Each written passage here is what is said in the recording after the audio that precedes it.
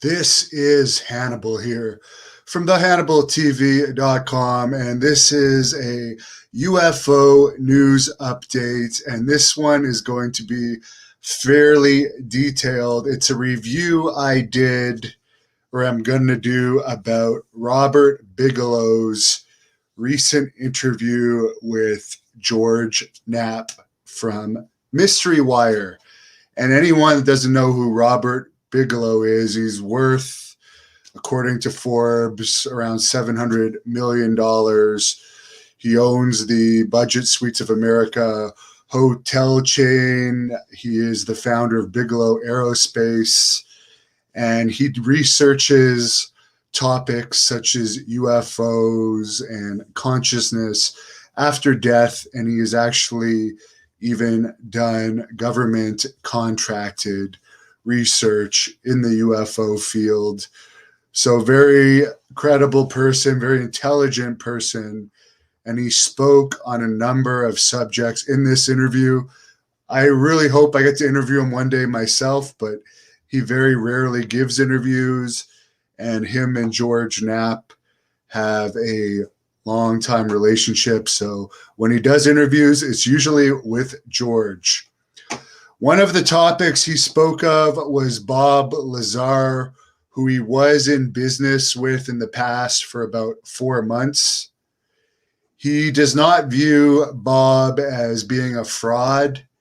He didn't find much in his dealings with Bob to make him think that Bob Lazar was being untruthful about what he did in his work at Area 51. But he's not saying that Bob told 100% the truth about everything. There is a margin for doubt there. Regarding Bob's claim to have found a piece of element 115 and aerogel before anyone else found evidence of it, he says he's in favor that is very possibly legit, but he wouldn't say it's 100%. At this point, there's a margin that it might not be. He doesn't think Bob was in revealing all of the work he allegedly did at Area 51 for the money. He said that the business he had with Lazar broke up due to Bob using the lab he had provided for Bob to do the research he wanted Bob to do as a storage place for his personal furniture. So that's why their 4-month business relationship ended. But he does believe that there's a very good possibility that Bob is telling the truth. He then went into his work with the Advanced Aerospace Weapons System Application Program, the Tic Tac incident, and he started to go into events at the Skinwalker Ranch in Utah that he once owned. Regarding the New York Times putting out that December 2017 story where they released those 3 Tic Tac UFO videos and mentioned that $22 million went to the Advanced Aerospace Threat Identification Program that the government put together, that I believe was led by Luis Elizondo. It's brought up in this interview that it was actually Robert who got a lot of that money for his studies, and those studies included much broader subjects than just UFOs. He had very little interaction with Luis Elizondo, but his program was actually a bigger research group than the ATIP program that got most of the publicity from that article. He thought that Elizondo did a terrific job. However, he didn't play a role in Bigelow's program. Bigelow won the competition to get that contract that involved some of that $22 million government money because he felt he was best suited to win. As far as the Tic Tac videos, he said that part of his contract allowed him to actually get a direct briefing from one of the pilots involved with those videos that actually saw the object underwater, and the pilot reportedly actually saw the water turning as it was coming out. So he felt fortunate to be able to get firsthand briefings like that on information that had been extremely classified up to that point. Bigelow feels that the current person in charge of the U.S. government's UFO investigation program is not the most qualified, as he's not ranked as high as the previous person. The previous person had a higher rank, and the previous person was more knowledgeable on the subject. However, it's this current person that's in charge of this government UFO research program that has to come up with the briefings, I guess, at the end of June to the Senate Intelligence Committee about what's going on, even though he's not necessarily the best person to come up with those briefings, according to Bigelow. I guess Bigelow had spent millions of dollars on an underground facility on his property to do more work in this domain, but that didn't fully come to fruition. He did not get access to all the information he requested from the government. There was a lot of closed doors, even though he was working with them. He did confirm in this interview that there have allegedly been UFO crashes in Russia and China where united or unidentified aerial phenomenon materials have been collected. He also says he's aware of crashes that have happened in South America and Brazil, and actually there's crashes that have almost been scattered around the world as if almost deliberately done, because I guess they're not happening in just one place, or they haven't happened over time in just one place. He said he hopes that the people and the governments that have custody of the materials found in these crashes have a sense of responsibility and aren't getting access to materials that they aren't properly equipped to handle, or materials that they could potentially create weapons out of in a scenario that maybe these type of materials could get into the wrong hands, and another country could develop very unique capabilities that are so far beyond what logically the rest of humanity could generate from where we are now. So he hopes that that, for instance, some of these unidentified aerial phenomenon that we've seen in our skies aren't actually from another country that has somehow gone leaps and bounds ahead of us as far as their technological abilities, perhaps from figuring out some materials from craft.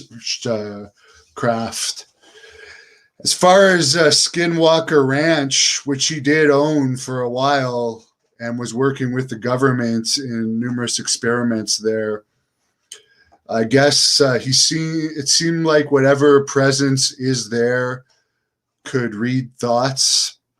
He's unsure if the phenomenon on the ranch were extraterrestrial related. There were some things that pointed to that, others not. He seems to be having a lot of unusual activity in his private life these days, and there have been 3 events in particular that have been very demonstrative of phenomenon that's highly unusual, and he's not sure if this is related to his work at Skinwalker Ranch following him home, or his work in the other consciousness fields following him home, or if this is his late wife or something else manifesting itself to him in private. He bought Skinwalker Ranch in 1996 after speaking with the former owners who had had a large diversity of paranormal phenomenon encounters there. He believed the owner was a straight shooter who had had real encounters. The purchase deal involved the former owners staying on and working the ranch. They obviously had had a lot of knowledge about the land and the type of activities that were going on there. He believes that the type of intelligence that is communicating there is either non-human entities or extraterrestrials, because he feels it would be impossible for it to be anything other than those two possibilities from all the tests and research he has done there. They set up many tests that captured strange activity that could not be explained by any object that was in the area, any normal object. Strange orbs would show up in pictures, and sometimes these orbs would affect the environment in various ways. There would be unusual blackness, blacking out various things in photos and videos without any logical explanation on where this blackness that's appearing in the photos and videos is coming from. Cameras would be disconnected with absolutely no explanation why. No humans were hurt in any of the tests on the Skinwalker Ranch property due to any of these mysterious events. The phenomenon would usually play games with the intelligence that are there. So the people staying at the ranch performing these tests, including Mr. Bigelow, would invite this phenomenon to play games with them, to perform various tests. And the phenomenon would play along with these games. However, maybe it's just because he feels he wasn't patient enough, but he wasn't getting as much progress as he liked with all the testing that was going on there to continue on with the research he was doing at that property. And he ultimately sold it. And there is still research being done there to this day, to my knowledge, through other researchers. Some of the phenomenon that took place at Skinwalker Ranch could only be seen through night vision goggles. There had been animal mutilations on the property, as well as supposed UFO craft sightings. But this type of thing did not seem to happen during his investigations of the property. So no UFO craft, at least discussed in this interview, were caught on tape on the property. Apparently, Bigelow was very disturbed towards the end of his research at the property because some of the government people involved with the investigations of the property were having some of the activity that was taking place on the ranch following them home and affecting them for long periods of time. And some of these people that are being affected by the phenomenon from the property, following them outside the property, might continue on forever. They're not sure. Some of the workers had very dramatic effects in their personal homes outside of the research at the ranch. And some of this same stuff with research following him and his workers home is also happening with the work he is doing now related to consciousness and the possibilities of what happens with consciousness after death, because they're doing a lot of testing in relation to that I'll get into later. He is not sure if whatever is going on at Skinwalker Ranch is a crossroad or portal for another dimension. There is all kinds of events that not only took place on the ranch, but in the surrounding areas in both daylight and at night.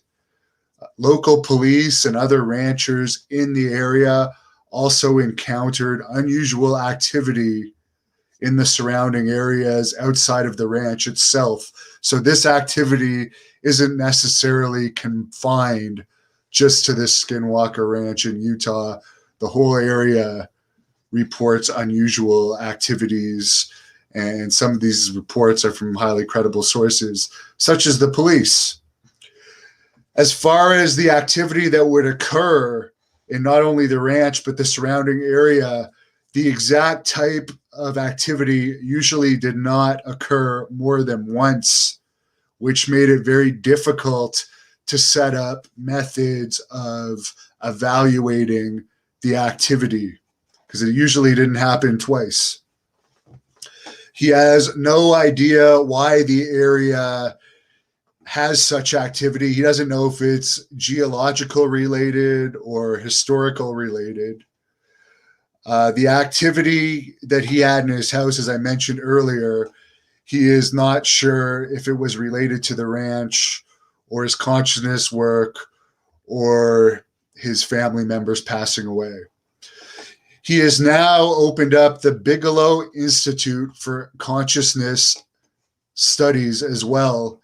And this institute has the purpose of conducting research related to the survival of consciousness after death, and also to explore truly what the other side is all about, what happens on the other side of the spiritual existence, and does the conduct that a person does in their physical manifestation of life affect them on the other side of consciousness, if there is one. He's exploring the connection between the brain and the mind, and he wants to find out if the mind continues after death. They know of a number of instances where it has been proven that consciousness has continued during near-death experiences, but they do not know yet how consciousness is being preserved and what's going on with that. He does believe both time and space are infinite. He wants to know how people are reporting things when they've supposedly been dead and then revived after near-death experiences, and when they've been clinically dead, how have they experienced some of the stuff that's been going on in the surroundings, or what's been happening with their consciousness if they were clinically dead. So there's a lot to research there. Some people have these near-death experiences and don't experience anything. There are also cases that suggest reincarnation in circumstances where people know things that they would have had no other possible way of knowing if it wasn't for being reincarnated. He also brings up that apparitions have been seen and documented, as well as objects moving and levitating on their own, referring to ghosts and paranormal activities. There's also been loud bangs reported in houses and buildings with no evidence of where these bangs come from. So these are all instances that suggest there is some type of spiritual world interacting with us. He also mentions there have been some instances of physical psychic mediums being able to show apparitions, cause apparitions to show in controlled environments. He isn't 100% sold on this type of thing, but he says it's not impossible, and there's going to be more research on it. This is what it's all about. He does believe the other side exists, and why he's doing this research is he thinks if people can be helped with information about the other side, it will be good for people dealing with grief. And he wants to know more from a scientific perspective than just a religious perspective, which is just basically knowledge being handed down from other human beings. He wants something more substantial than just what another human being has told another human being. He says in the past, no scientists would want to, other than actually 100 or more years ago, there were scientists investigating this type of thing. Now it's not considered a mainstream subject to investigate, and many scientists are completely unwilling to even contemplate that there could be life after death, or something more to your consciousness after death. So part of this whole consciousness research he's doing is to try and motivate some of the top scientists to research this subject. He's actually created a contest where 500,000 is going to the first prize, 300,000 to the second prize, and 150,000 to the third prize for essays to be produced from people that are able to establish evidence that the other side does exist. Part of the rules of these essays is there will be no quoting scripture allowed in the essays. He doesn't consider that proof. They are looking for tangible and concrete proof. It's acceptable to use the standard of the American court system in this essay to prove something beyond a reasonable doubt. These essays are going to have to be 25,000 or fewer words. These essays could be from religious people. He's not banning religious people from entering. He just doesn't want them quoting scripture. He wants concrete evidence. He's open to journalists writing in who have researched this field deeply, and other academics. The essays are going to be judged by physicists, people involved in the study of the afterlife, as well as a neuromedical doctor, a neurologist, who is committed to being one of the judges. So there's going to be about 5 very credible judges judging these essays, and a decision will be made on that towards the end of the year. So he basically did this interview to announce that they're putting out these large financial prizes for these essays related to consciousness, to let people know, because they want to get a lot of submissions. He also touched on the National Institute for Discovery Science that he had founded, where he did a lot of research into the UFO phenomenon, including specific research into cattle mutilations, alien abductions, and crash retrieval incidents. He was able to get several crash retrieval incidents verified through his National Institute of Discovery Science, including a verified crash that occurred in the 1960s in New Mexico. The other crash that he was able to verify was also from New Mexico, but neither was the Roswell crash. They were specific about that. They also engaged mental health professionals to try and figure out why people would make up being abducted as part of their research. At one point in time, he offered $1 million to 3 UFO organizations to do research into the subject, but they couldn't get along. So that could have been one of the reasons why he formed his own institute. And his institute did employ astronauts and world famous researchers, very credible people. And he wanted to cover more of the consciousness side in his National Institute of Discovery Science research. But at the time, there was more opportunities to research the UFO side of things.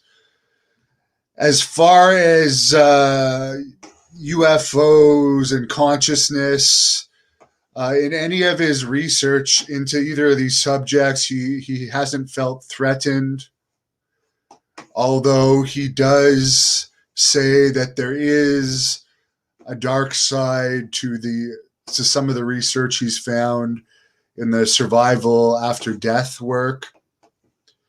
And he says if people do some serious study into the subject of survival after death, they will find that there are some aspects of this domain to be concerned about. Not everything was rosy in this research subject. And basically, he says consciousness and what happens after death is the holy grail to figure out as far as research goes. And is there extraterrestrial life out there is a close second. He does believe that there is extraterrestrial life out there, obviously. He says he's had verified crashes, and he's been privy to a lot of information through his government contract work. So he feels that if he can prove beyond a shadow of a doubt or beyond a reasonable doubt that there is a part of your consciousness that survives after the body dies, it's going to be a huge deal. So that was a lot to take in. That's going to be the end of my briefing for everyone on that. So I hope that you guys didn't get too bored on that, but I found it very interesting.